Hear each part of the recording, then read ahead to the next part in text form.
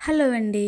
పండుగప్ప చేపల పులుసు ఆహా! ఏమి రుచి అనుకుంటారు. మీరైతే ట్రై చేయండి. ముందుగా పండుగప్పనైతే కడిగేసి పక్కన పెట్టేసుకుంటాము. మామిడి ముక్కలు దానికి సరిపడగా తీసుకుంటాము. టమాటా గ్రైండ్ చేసి ఉంచుకుంటాము. కొంచెం మెంతులు తీసుకుంటాము. ఉల్లిపాయ, పచ్చిమిర్చి, కరివేపాకు తీసుకుంటాం.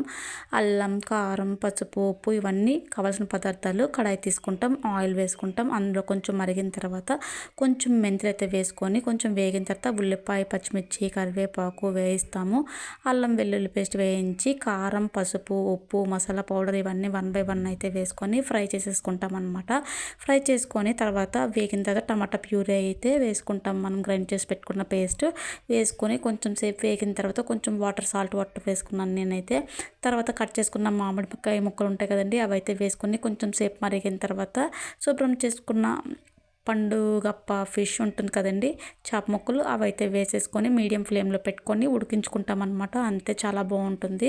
దీంట్లో నేనైతే సెలూన్ బచ్చలి లీవ్స్ అయితే వేసుకున్నానండి. చాలా మంచిది, ఒక లీఫీ వెజిటబుల్ కూడా వెళ్తుంది. టేస్ట్ కూడా చాలా బాగుంటుంది. మీరు కూడా ట్రై చేయండి, చాలా బాగుంటుంది. ఇలా ట్రై చేసుకొని తినండి. అన్నం అయితే మీరు ఒక్క మెతుకు వదలకుండా తినేస్తారు. చాలా టేస్టీగా, చాలా రుచిగా, అందరూ ఇష్టపడే విధంగా ఉంటుంది. చాలా సింపుల్గా కూడా అయిపోతుంది. ఎవరైనా సరే ట్రై చేయొచ్చు.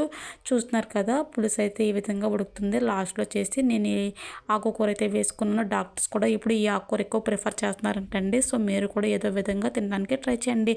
పులుసు అయితే రెడీ, తినేయడమే. Thank you, bye.